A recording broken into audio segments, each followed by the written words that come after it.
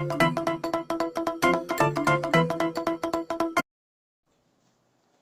दोस्तों को राम राम, नमस्कार, राधे राधे, जय श्री कृष्णा। तो दोस्तों, पिछले वीडियो में अपन ने बात की थी कोशिका के बारे में, जिसमें अपन ने आकार के आधार पर, संगठन के आधार पर कोशिकाओं की जानकारी प्राप्त की थी। आज की इस क्लास में हम कोशिका की संरचना या कोशिकाओं के बारे में अध्ययन करेंगे। कोशिकाओं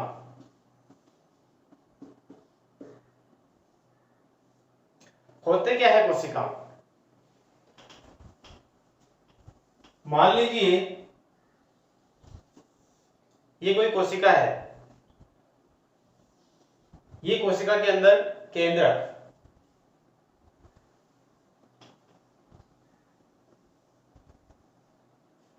ये कोशिका भित्ति या प्लाज्मा झिल्ली व केंद्रक झिल्ली के बीच में कोशिका के अंदर कुछ संरचनाएं दिखाई देती है। जीव द्रव्य के अंदर जो संरचनाएं दिखाई देती है, उन संरचनाओं को कोशिकाएं कहते हैं।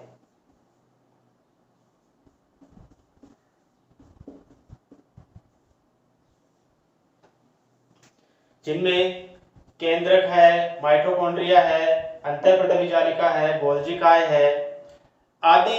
ये सभी जो संरचनाएं हैं, इनको कोशिकांग कहते हैं। तो स्टार्ट करते हैं। सबसे पहला कोशिकांग जो है वो है कोशिका भित्ति।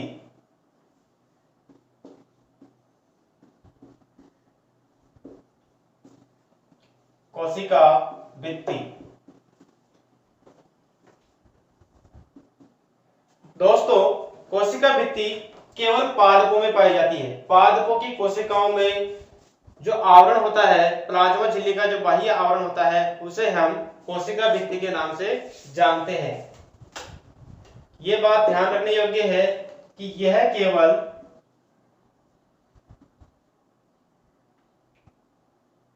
केवल पादपों में पाई जाती है।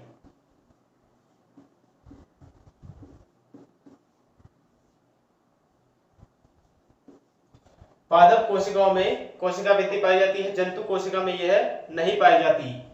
बात करते हैं कोशिका भित्ति के रासायनिक संगठन के बारे में। अर्थात कोशिका भित्ति किन किन पदार्थों से मिलकर बनी होती है। तो इसके रासायनिक संगठन में कोशिका भित्ति जो है फाइब्रिल्स और मैट्रिक्स यानी कि तंतुक व मैट्रिक्स की बनी होती है।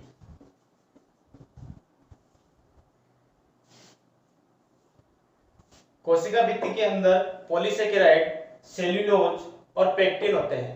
सेल्यूलोज व पेक्टिन।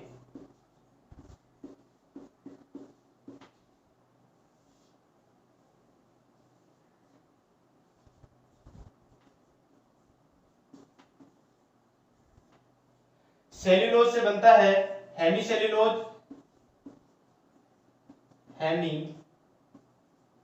सेलुलोज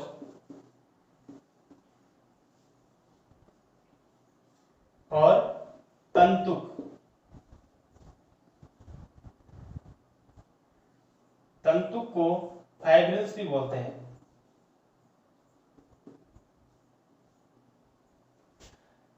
ये दोनों संरचनाएं सेलुलोज से निर्मित होती है। पेक्टिन से बनता है मैट्रिक्स।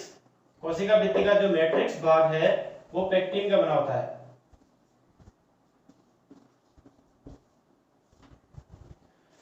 तो ये है कोशिका भित्ति का रासायनिक संगठन। इसके बाद कोशिका भित्ति को 3 भागों में बांटा गया है। इसको जरा समझना।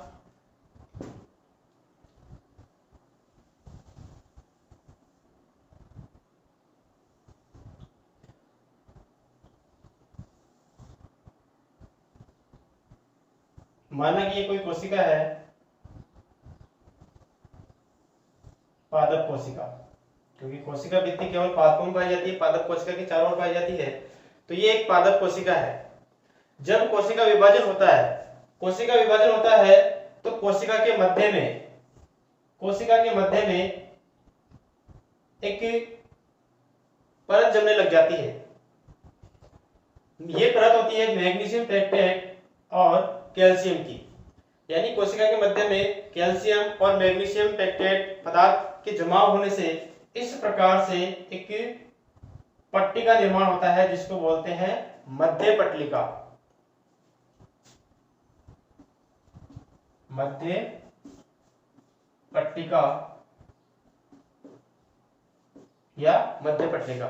जब अपन कोशिका विभाजन के बारे में पढ़ेंगे तब अपन इसके बारे में पढ़ेंगे कि पादप कोशिकाओं में जब कोशिकाओं का विभाजन होता है, जीव द्रव्य का विभाजन होता है, तो इस प्रकार से सबसे पहले मैग्नीशियम पेक्टेट और कैल्शियम का जमाव होता है जिसके कारण कोशिका भित्ति का निर्माण होता है। फिर तो ये तो हो गई मध्य पटलिका।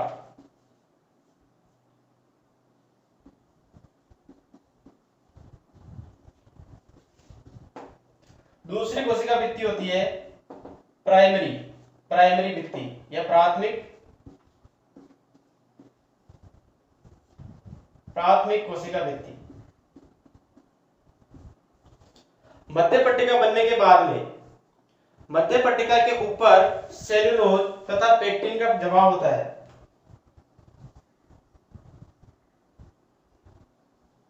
इस पट्टिका के ऊपर सेल्यूलोज और पेक्टिन जमा होते हैं जिससे प्राथमिक भित्ति का निर्माण होता है। प्राथमिक भित्ति के निर्माण होने के बाद द्वितीय कोशिका भित्ति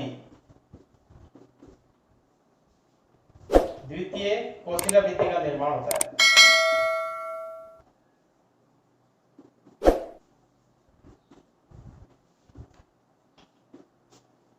द्वितीय कोशिका भित्ति में कौन कौन से रासायनिक पदार्थ होते हैं एक बार इधर देखिए। इसमें cellulose, lignin,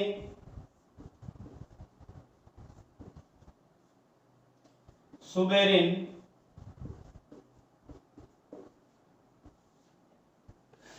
cellulose, lignin, suberin और क्यूटिन।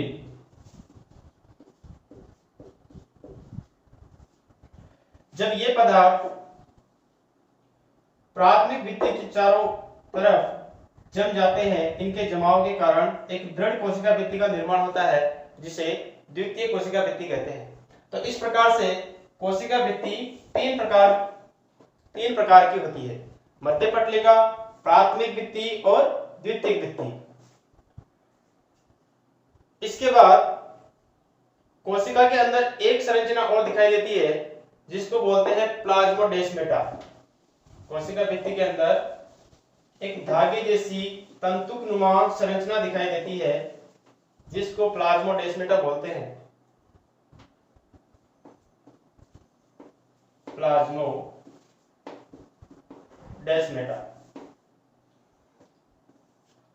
तो देखते हैं क्या होता है प्लाज्मोडेस्माटा। कोशिका भित्ति के चारों ओर छोटे छोटे सूक्ष्म छिद्र पाए जाते हैं, जिन छिद्रों में से कोशिका द्रव्य निकलकर दूसरी कोशिकाओं के अंदर प्रवेश करता है।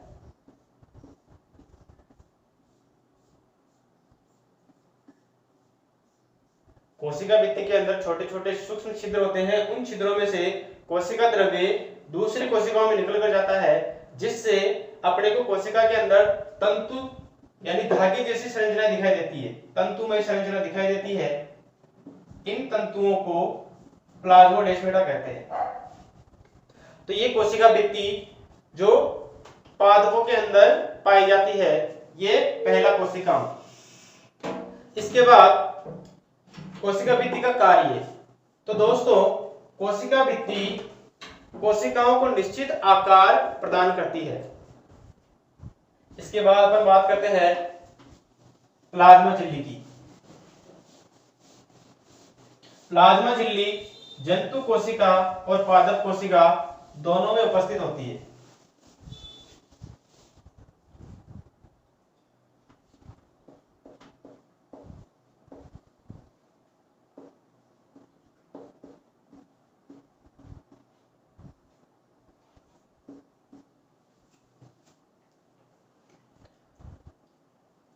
जैसे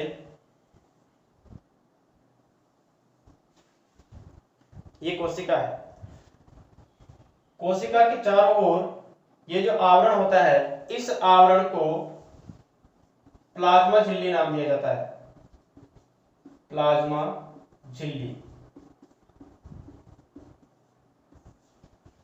दोस्तों प्लाज्मा झिल्ली जो नाम दिया था वो दिया था प्लोव ने। प्लाज्मा झिल्ली नाम प्लोव ने दिया था। इसके अलावा प्लाज्मा झिल्ली को नेगेली तथा क्रेमर, दो वैज्ञानिक है, नेगेली व क्रेमर, इन वैज्ञानिकों ने इस प्लाज्मा झिल्ली को कोशिका कला या सेल मेम्ब्रेन नाम दिया था और प्लाज्मा झिल्ली नाम दिया था, प्लाज्मा मेम्ब्रेन नाम दिया था प्लोव ने। प्रश्न आ सकता है कि प्लाज्मा झिल्ली नाम किसने दिया या कोशिका कला या कोशिका झिल्ली नाम किसने दिया। कोशिका झिल्ली, अगर प्रश्न आता है कोशिका झिल्ली के बारे में तो कोशिका झिल्ली नेगेली और क्रेमर, और प्लाज्मा झिल्ली जो नाम है वो दिया प्लोव ने। इसके बाद अब हम देखते हैं प्लाज्मा झिल्ली का रासायनिक संगठन।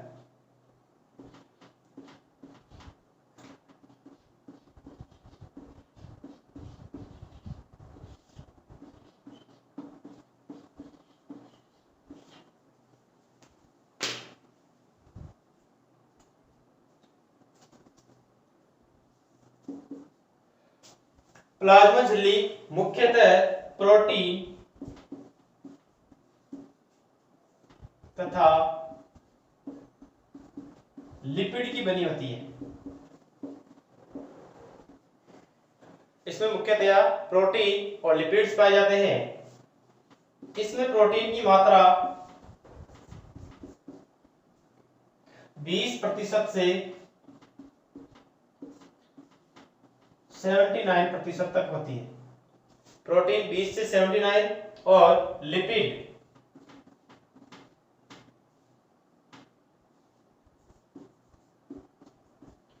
इसमें होते हैं 20% से 40%। इसके अलावा कार्बोहाइड्रेट और जल भी पाए जाते हैं, जिसमें कार्बोहाइड्रेट की मात्रा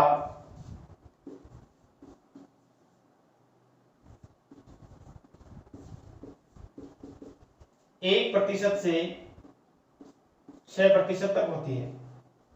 साथ ही जल 20% इसमें जल पाया जाता है।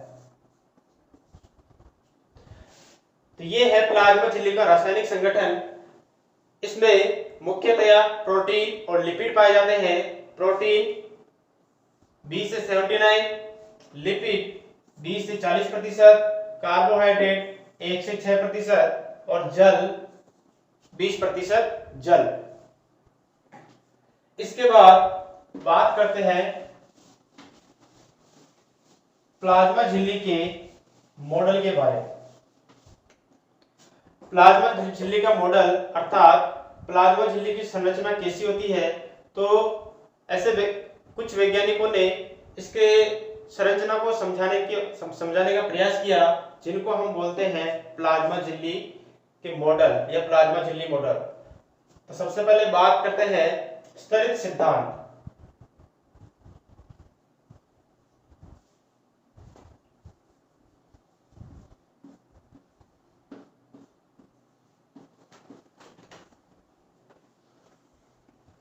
पहला मॉडल है स्तरित सिद्धांत मॉडल।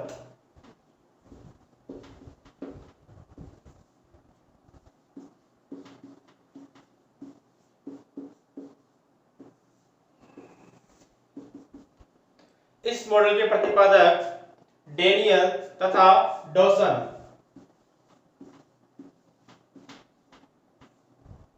डेनियल व डॉसन, इन दोनों वैज्ञानिकों ने प्लाज्मा झिल्ली का स्तरित सिद्धांत दिया।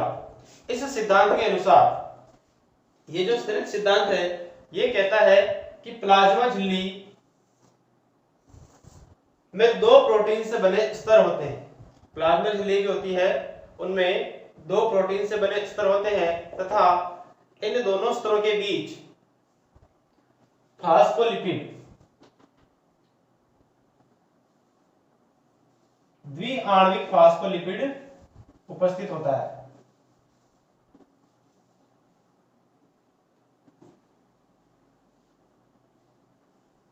यह है प्लाज्मा झिल्ली का द्विस्तरित सिद्धांत। इसे प्रतिपादित किया था डेनियल व डॉसन। दूसरा मॉडल है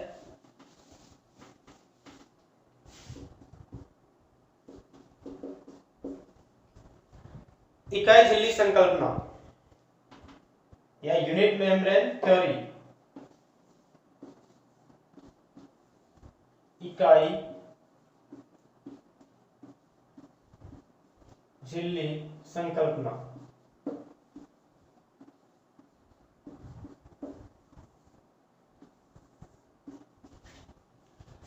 इस थ्योरी को देने वाले वैज्ञानिक है रॉबर्टसन।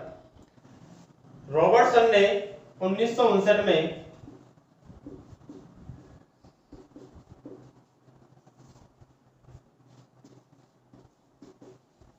यह संकल्पना प्रस्तुत की थी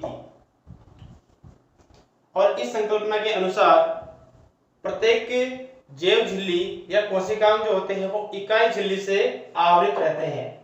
इसके अनुसार प्रत्येक जैव झिल्ली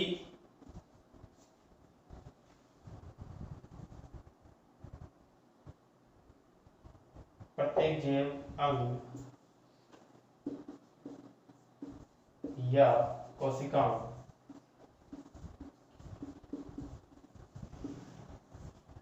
इकाई झिल्ली से आवृत रहते हैं।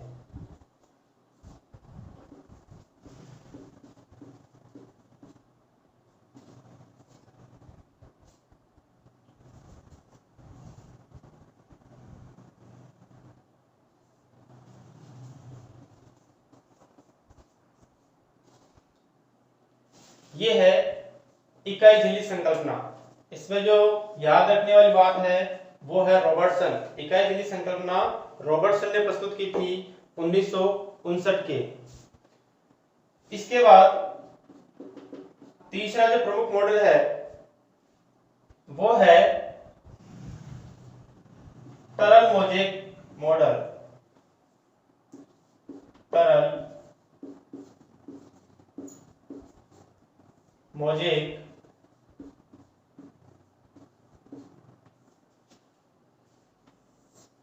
ये इंपॉर्टेंट भी है और वर्तमान में इसी मॉडल की मान्यता है। इस मॉडल का जो प्रतिपादन है या ये मॉडल सिंगर तथा निकोलसन ने दिया।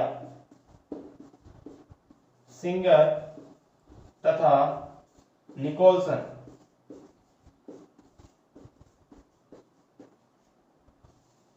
ये तरल मोज़ेक मॉडल के प्रतिपादक है। ये नाम आपको याद रखने होंगे। इंपॉर्टेंट है, प्रश्न आ सकता है कि प्लाज्मा झिल्ली का तरल मोज़ेक मॉडल किसने प्रतिपादित किया? तो सिंगर तथा निकोलसन ने। इसके बाद अगला जो मॉडल है वो है प्लाज्मा झिल्ली का leaflet model. Let leaf model.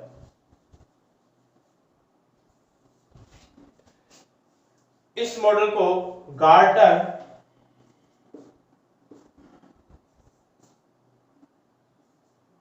तथा गेल्डर ने प्रतिपादित किया।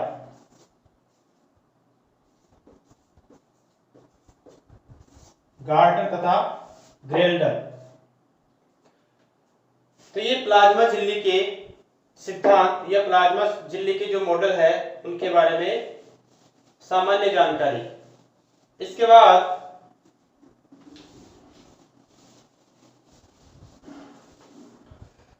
हम देखते हैं प्लाज्मा झिल्ली के कार्य कि प्लाज्मा झिल्ली का काम क्या होता है।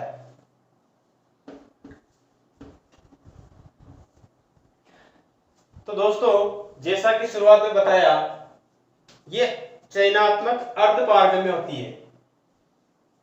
चयनात्मक अर्धपारगम्य।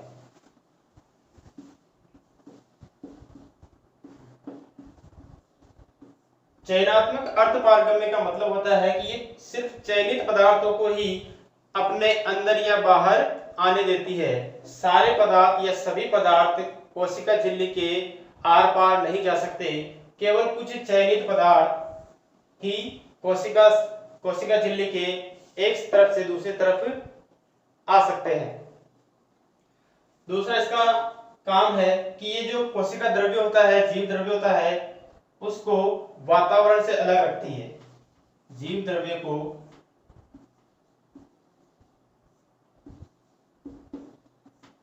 वातावरण से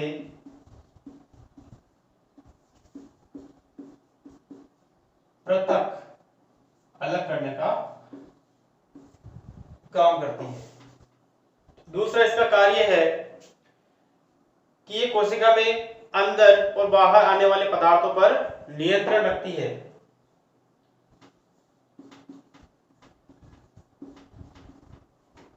कोशिका में आने व जाने वाले पदार्थों पर नियंत्रण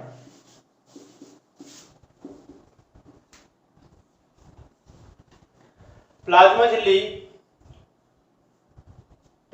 का अगला काम यह है कि यह अपने आसपास की कोशिकाओं से रासायनिक संवेदनाएं या रासायनिक सूचनाएं ग्रहण करती है। आसपास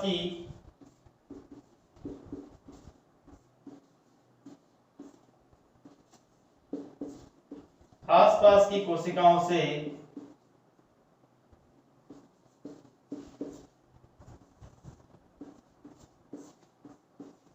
रासायनिक संवेदनाएं ग्रहण करने का कार्य प्लाज्मा झिल्ली द्वारा किया जाता है।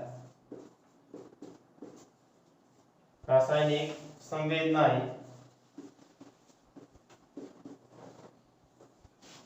ग्रहण।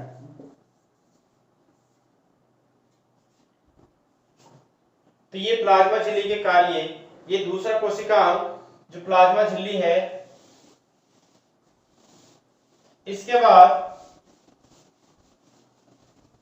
अगला कोशिकांग जो इंपॉर्टेंट भी है परीक्षा में, इसमें से काफी बार प्रश्न पूछे गए हैं इस कोशिकांग के बारे में। अगला कोशिकांग है गोल्जी काय।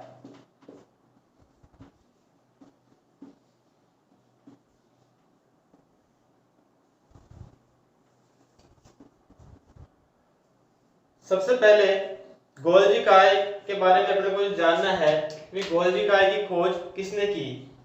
तो एक वैज्ञानिक है जिनका नाम है कैमिलो गोल्जी।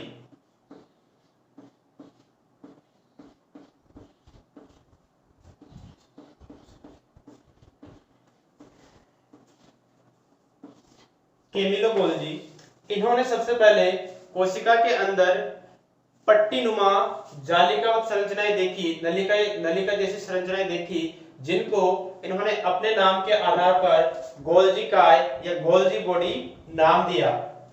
तो इनकी गोल्जी बॉडी के या गोल्जी काय के जो खोज करता है वो है कैमिलो गोल्जी। इसके बाद इसके उपनाम, गोल्जी काय को कुछ अन्य नामों से भी जाना जाता है। तो इसे कोशिकांगों की मां भी कहते हैं। कोशिकांगों की मां।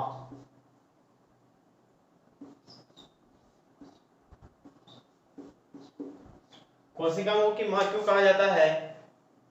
गोल्जी काय द्वारा कुछ कोशिकांगों का निर्माण होता है। अधिकांश कोशिकांगों का निर्माण जो है गोल्जी काय द्वारा होता है, जिन्हें याद रखने के लिए एक ट्रिक है GERL। G for Golgi body,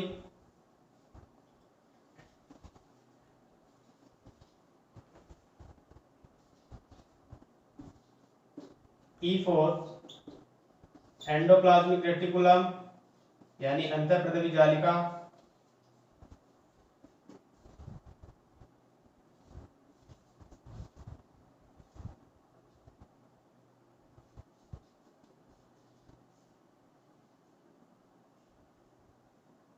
R4 ribosome,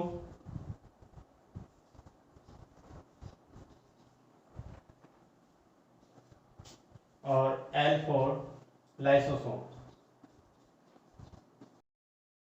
बात करते हैं अपन गोल्जी काय के कार्यों के बारे में। तो सबसे पहला जो कार्य है, गोल्जी काय कोशिका के अंदर लाइसोसोम का निर्माण करता है। लाइसोसोम का निर्माण गोल्जी काय के द्वारा किया जाता है।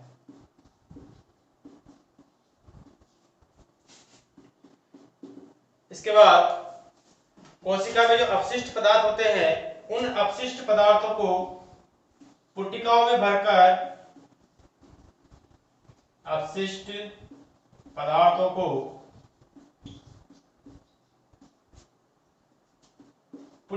भरकर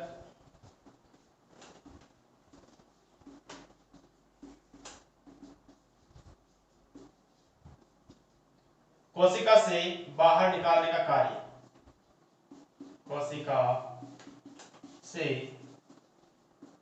बाहर निकालना।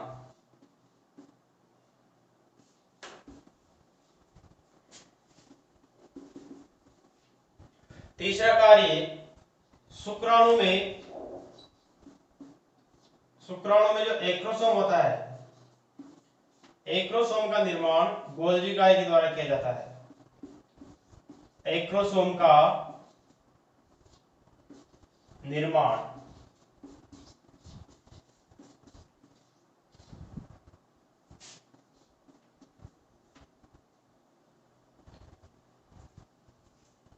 इसके अलावा कोशिका विभाजन के समय जो कोशिका पट्टिका बनती है, उस कोशिका पट्टी का निर्माण गोल्जी काय के द्वारा ही किया जाता है। कोशिका में विभाजन के समय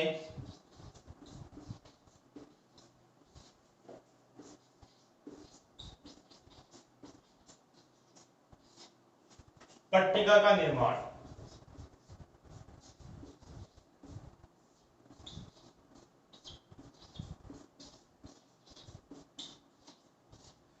तो दोस्तों, ये कुछ कोशिका भित्ति, प्लाज्मा झिल्ली और गोल्जी काय, जिनके बारे में आज अपन ने अध्ययन किया, ये परीक्षा की दृष्टि से बहुत ही महत्वपूर्ण है।